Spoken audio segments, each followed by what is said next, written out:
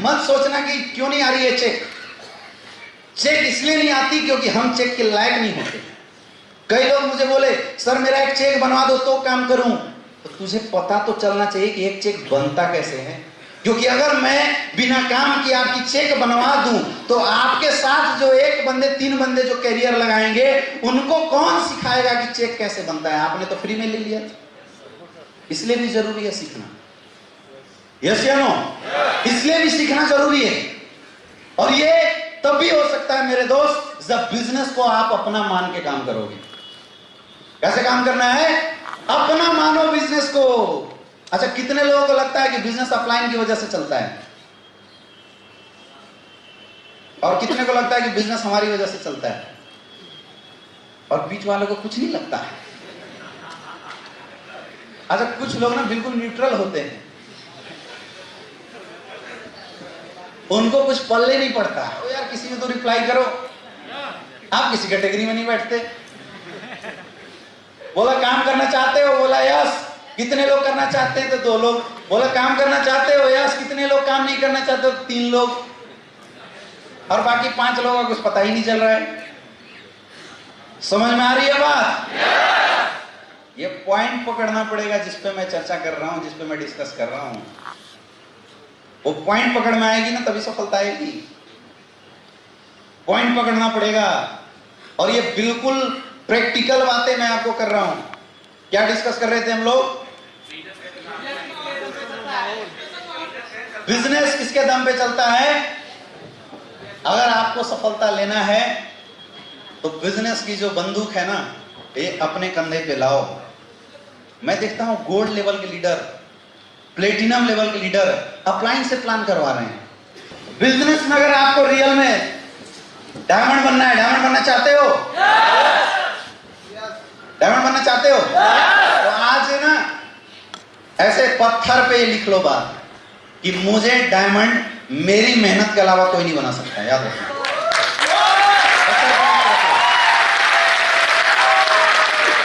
आपको direct selling industry में success आपके अलावा कोई नहीं दिला सकता। और मैं ये भी बोलता हूं कि अगर आप सक्सेसफुल नहीं बने तो जो सबसे बड़ी गलती होगा वो आपकी गलती होगी। आपकी सफलता और असफलताओं में सबसे बड़ा रीजन अगर कोई ठेंगा दिखाने वाला है तो हम खुद हैं। क्योंकि ये नहीं होगा तभी ये कॉम्बिनेशन आपको सफलता नहीं दिला रही। इसको सुधारना पड़ेगा।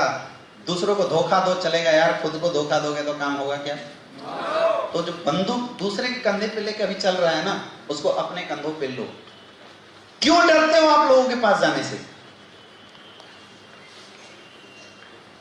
लोगों से मिलने से आपको डर क्यों लगता है? क्या कभी ऐसा होगा कि स्लीपियस वेलनेस का हम प्लान लेके किसी के पास जाएंगे और हम जब प्लान शो कर रहे होंगे तो लोग गोली उठा कैसे लगा देंगे? होगा क्या? तो डर क्यों? डर क्यों? क्यों सोचते हो कि लोग क्या बोलेंगे? लोग हंसी उड़ाते हैं, इसके लिए लोग डर जाते हैं। लोग किसका नहीं हंसी उड़ाए? हंसियां तो सबका उड़ी है। यस या नो? बोलने वाले लोगों ने नरेंद्र मोदी को छोड़ा क्या, जो कि देश का राजा है? नहीं छोड़ा ना। बोलने वाले ने, किसी ने बोला भैया ये लाइट बना दूंगा, रात को दिन में बदल दूंगा, साले लोग उसका भी मजाक उड़ाए। किसी ने बोला धरती गोल है, उसको उठा के फांसी पर लटका दिए। यस या नो? जरूरी नहीं है ना कि जो लोग और दुनिया आज बोलती है वो सही हो, तो फिर लोगों की बातों पे क्यों भरोसा करते हैं? अरे आप लोग लॉजिकली सोचिए। भले वो बोलने वाला इंसान आपके पिताजी हो सकते हैं, भले ये बोलने वाले लोग आपके माताजी हो सकते हैं, बोलने वाले लोग आपका अपना भाई हो सकता है, ये आपका सबसे प्यारा जिगरी दोस्त हो सकता है, लेकिन कॉमन सेंस आपकी होनी चाहिए कि एक 20,000 कमाने वाला इंसान, एक 50,000 कमाने वाला इंसान इस बात की नॉलेज, इस बात का आपको जानकारी कैसे दे सकता है कि 12 लाख रुपए कमाए कैसे जाते हैं? दे सकता है क्या? दे सकता है क्या? और वही लोग आपको एडवाइस करते हैं मार्केट में। यस या नो? वही लोग आपको नीचा दिखाने की कोशिश करते हैं। हाँ या ना? लोग आपको बोलते हैं कि बेटा इसमें कुछ नहीं रखा, अपना दुकान चला ले, और हम परिवार की बातें सुन के दुकान में बैठ जाते हैं। लोग बोलते हैं यार इसमें कुछ नहीं रखा, पढ़ाई लिखाई कर ले, और हम उसकी बात सुन के बिजनेस साइड करके लग जाते हैं, फिर से किताब में चटर पटर कर। मन नहीं लगता लेकिन फिर भी लग जाते हैं। ये बोलने करके देखो उन लोगों को।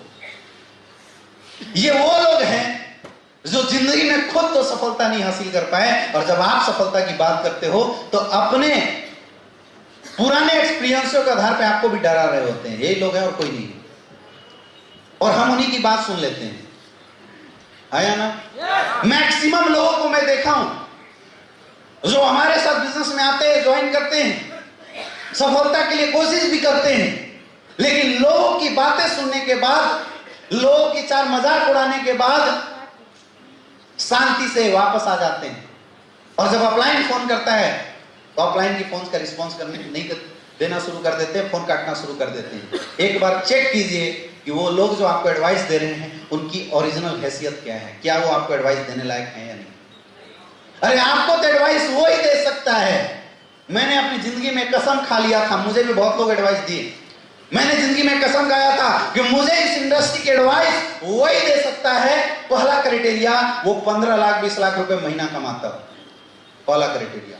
और दूसरा, कमाता वो ठीक है, लेकिन मैं उससे एक क्वेश्चन और पूछता था कि दोस्त, मैं तेरी एडवाइस मानूंगा, तेरी एडवाइस 100% मानूंगा, तू जैसा बोलेगा वैसा करूंगा, लेकिन दो क्वालिटी तेरे अंदर होनी चाहिए। सबसे पहला, तू 15 लाख रुपए महीना कमाता हो, और दूसरा, तू हैसियत रखता हो कि मुझे भी 15 लाख रुपए कमा देगा, मैं तेरे साथ तैयार हूं ये काम छोड़ दूं।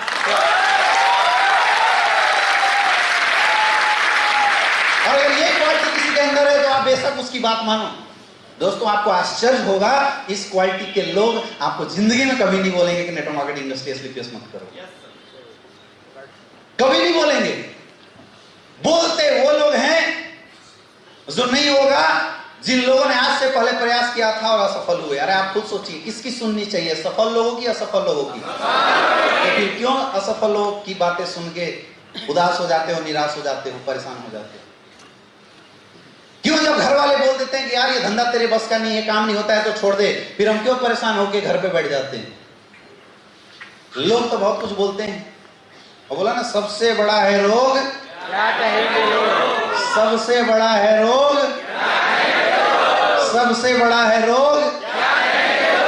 एकदम स्लोगन बना लो। मुझे जब भी कोई निगेटिव करता था ना बिजनेस में, मैं उसके सामने गाना गुनगुनाने लगता था, सबसे बड़ा है रोग कि क्या कहेंगे लोग, सबसे बड़ा है रोग कि क्या कहेंगे लोग। डरो मत, दुनिया सक्सेस को सलाम करती है, उगते सूरज को हर कोई नमस्कार करता है। बस वक्त का इंतजार करो। किसी को 2 साल में सफलता मिली है, किसी को 3 साल में सफलता मिली है, सफलता आपको भी मिलेगी। बस वक्त का इंतजार करो और मेहनत करते जाओ, सफलता कहीं छुपी नहीं है।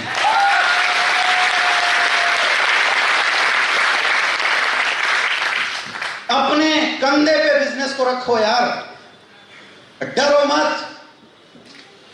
क्यों सोचते हो कि अगर मैं मिल लिया तो बंदा सेटिस्फाइड नहीं होगा और अपलाइन से मिला दूंगा तो सेटिस्फाइड हो जाएगा? कितनी बार अपलाइन सेटिस्फाइड करेगा और कितनों को करेगा? सफर 5-10 लोगों की है क्या? टीम 5-6 लोगों की बनानी है क्या? एक डायमंड गिरी स्थिति में 8-9 हजार की टीम जरूर बना लेता है, कम से कम 15-16 हजार। इसलिए पीएस में 15-16 हजार की टीम बना लेते हैं डायमंड। तो सफर केवल डायमंड तक की ही क्या?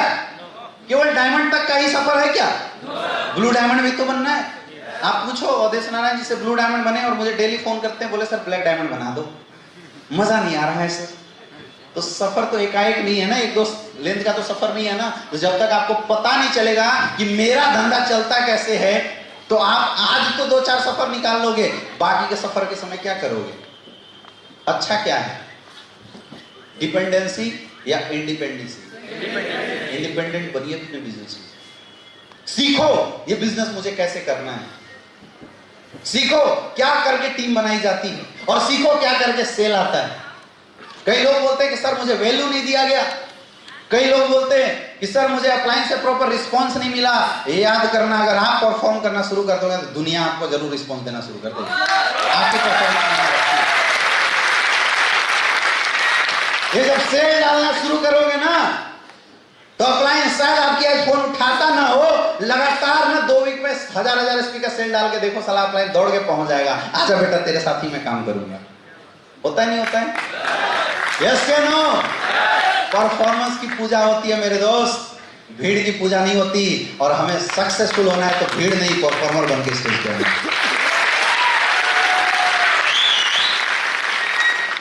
सोचना पड़ेगा। और जो इस बिजनेस में शुरुआत करने के बाद अभी तक जो आपकी सोच चल रही है ना, खिच्चम तेरी वाली, उस सोच में बदलाव करना पड़ेगा।